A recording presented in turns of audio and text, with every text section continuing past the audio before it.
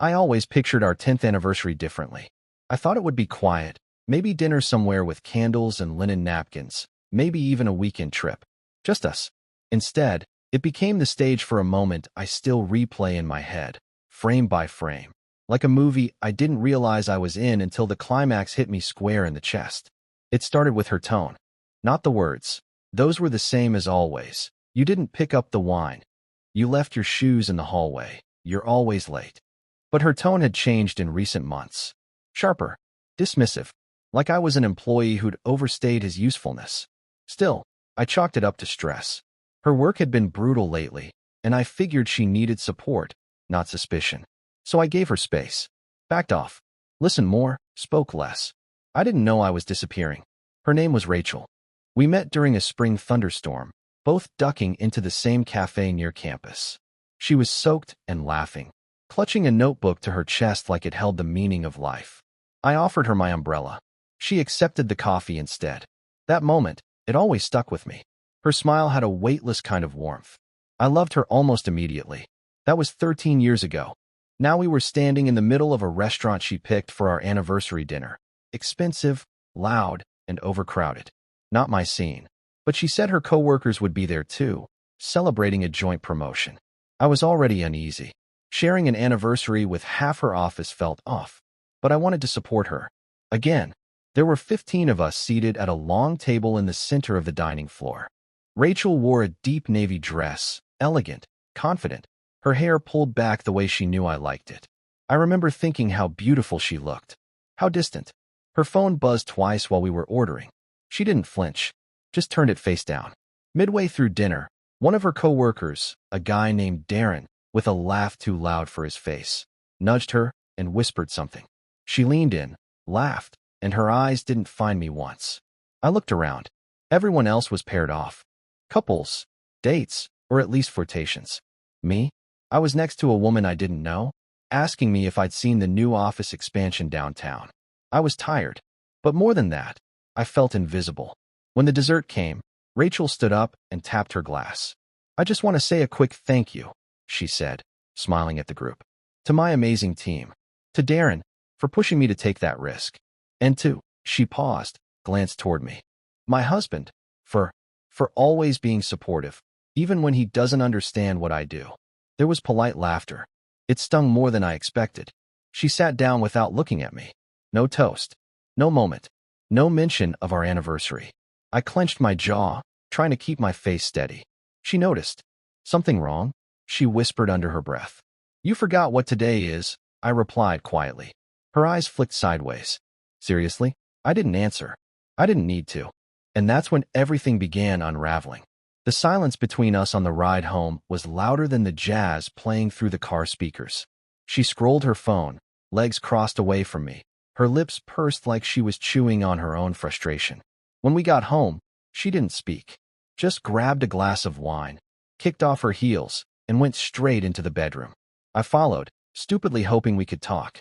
She was already out of her dress, standing at the closet, scrolling through her phone again. The screen lit up her face. I saw the name. Darren, can we talk? I asked. She sighed, like I was asking for too much. I'm tired, okay? Can we not do this now? You forgot our anniversary. No, I didn't forget, she snapped. I just had more important things happening tonight. That one sentence, it hit like ice. More important. I felt something crack inside me. I've been patient, I said, my voice low. Supportive. And honest.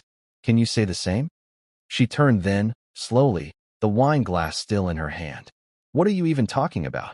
I'm talking about the text messages. The dinners you said were meetings. The sudden late nights. The change in how you look at me. Her eyes narrowed. That's not true, she said, stepping toward me. That's a disgusting thing to accuse me of. I'm not accusing, I said, and I reached for the drawer beside the bed. She stiffened. What are you doing? I'm proving it. I pulled out the small recorder I'd placed there 2 weeks earlier. I hadn't planned to use it. Honestly, I hoped I wouldn't have to. But something in me, some quiet, desperate part, needed to know if I was going crazy. I pressed play.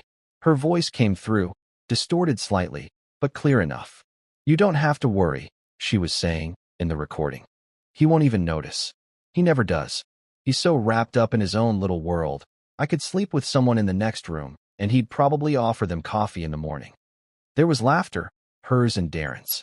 And then, silence in the room. The real room. She went pale.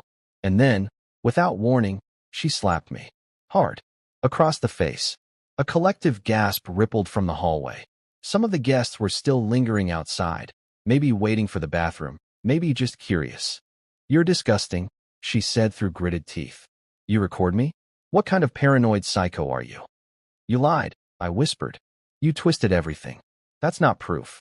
I raised the recorder again. Pressed play. This time, it was a different night. Her voice again. "Maybe I'll tell him. Maybe not. He's too nice, you know? Men like that, they never see it coming." The room froze. Her hand dropped. That's where it changed. Right there. She didn't speak for a long time. Just stood there, arms still halfway raised like her body hadn't gotten the message that the moment was over. Her mouth opened slightly, then closed.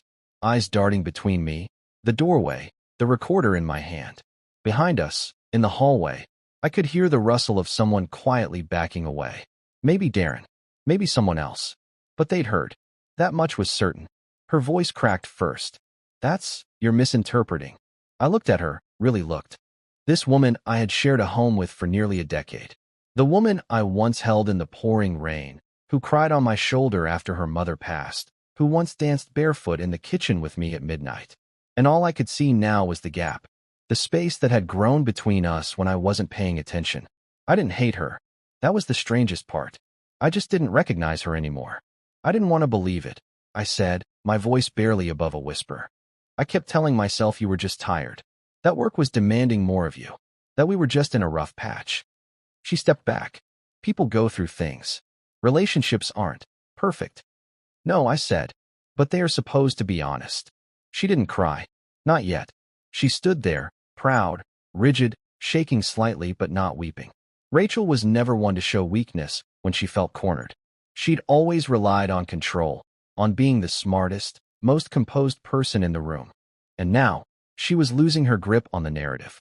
"You invaded my privacy," she said suddenly, voice rising. "You recorded me without consent. That's illegal." "So is adultery in some states," I replied, setting the recorder on the nightstand. "But that's not what I care about right now.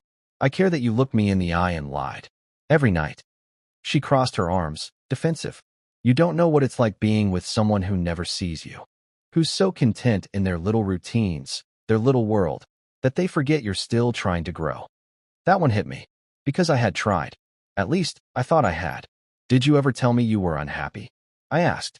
She paused. "No, but you should have seen it." I shook my head slowly. "Marriage isn't mind reading, Rachel. It's communication. If you told me, really told me, we could have done something. Counseling. Space. Anything but this." Her eyes began to water now, not from regret, I could tell, but from anger. "So what? You're gonna what? Divorce me over this? Over a couple of conversations taken out of context?" I couldn't believe she still thought she had control, still thought she could talk her way out of it. "This wasn't just conversation," I said. "I know about the hotel. I know about the text messages. I've known for months." That stopped her cold. "You what?" "I hired a PI. After the second time you told me you were working late and came home wearing cologne that wasn't mine." Her face drained. "You went behind my back?" I almost laughed. The irony of her saying that, like her betrayal somehow, gave her the moral high ground. "I went behind your lie," I said flatly. Silence again. Outside the door, footsteps retreated quickly. Whoever had stayed to listen had just realized this wasn't gossip. It was implosion. Rachel sat down on the edge of the bed, hands in her lap. No more anger, just the slow sinking realization that the game was up. I stood by the dresser, arms folded, unsure of what to do with the storm inside me. I didn't want to hurt her. Not really. I just wanted truth. I wanted something real to hold on to again. But there was nothing left in that room that felt real. Just the echo of something that used to be. "You never gave me a chance to fix it," I said. She didn't look up. "I didn't think you could." "And that's where you were wrong," I said quietly. "Not about me. About you. You thought I'd never notice. That I'd keep smiling, keep forgiving, keep funding your half-life while you gave the best of you to someone else." She finally looked up. "So now what? You want me to leave?" I thought about it. I really did. "No," I said slowly. "I want you to stay." Her eyes narrowed, confused. Because you need to see what this does. You need to wake up tomorrow morning and see me getting ready for work like nothing happened. You need to sit across from me at the table, drink your coffee, and know that I know. That the mask is off. She stood abruptly. That's cruel. No, Rachel. Cruel is cheating on someone who trusted you completely. Cruel is pretending everything's fine while you lie through your teeth. She didn't reply. I picked up the recorder, pressed stop, and slipped it into my pocket. Then I walked out of the bedroom, down the hall, past the guests who pretended they hadn't heard everything, past Aaron, whose face was a mixture of guilt and cowardice, and out the door. I didn't leave forever. Not yet. I just needed air. Needed silence. The night air was sharp. One of those late autumn evenings where the wind cuts just enough to make you feel awake. I walked down the street without a destination, hands in my pockets, the streetlights flickering overhead. Somewhere behind me was a version of my life that no longer fit. When I came back hours later, Rachel was asleep on the couch, blanket pulled up to her chin, wine glass half empty on the table beside her. I stared at her for a long time. The face I used to love. The person I'd once believed would grow old beside me. And I felt something unexpected. Grief. Not for her. For the version of us that never made it. The version where she told me the truth, and I listened. The version where we fought to fix what broke instead of pretending it wasn't shattered. The next morning, I made breakfast like always. Eggs. Toast. Her favorite coffee. I didn't do it for her. I did it because I needed to hold on to some piece of myself. The man who showed up. Who gave everything he had, even when it wasn't reciprocated. She came into the kitchen slowly, eyes swollen from a night of crying she'd probably deny. She sat across from me, silent, staring into her mug. Are you going to tell people? She asked after a while. No, I said. They'll figure it out on their own. She nodded. I didn't plan for it to happen. I believe you, I said, and I meant it. But you let it happen. Over and over. Her voice was thin. What do we do now? I took a breath. We separate. We heal. And maybe, in time, we forgive. Not to forget, but to be free. We didn't fight about it. There was no screaming, no dragging out the past like a list of charges. We talked logistics. Who moves out? What goes where? It was quiet. Civil, surreal. She left 2 weeks later. I helped carry her boxes to the car. And as she backed out of the driveway, she rolled down the window and looked at me like she wanted to say something that mattered. But all she said was, I'm sorry. I nodded. Me too. That was the last time we spoke. The months that followed were strange. I relearned silence, rebuilt habits, ate alone, slept across an ocean of sheets. I joined a gym, took a pottery class, of all things. Something about shaping something broken into something whole again, it made sense to me. I found pieces of myself in places I hadn't looked in years. Old songs, journals, late-night walks with no destination. I realized how much of myself I'd folded into the idea of us, how easily I'd confused devotion with disappearance. There's a line I wrote in my journal during that time. Healing isn't about finding what was lost. It's about making peace with what remains. And now, I'm better. Not over it, but through it. I don't flinch when I hear her name. I don't check her social media. I don't carry that anger in my chest anymore. The betrayal happened. The pain was real. But so is the man who survived it.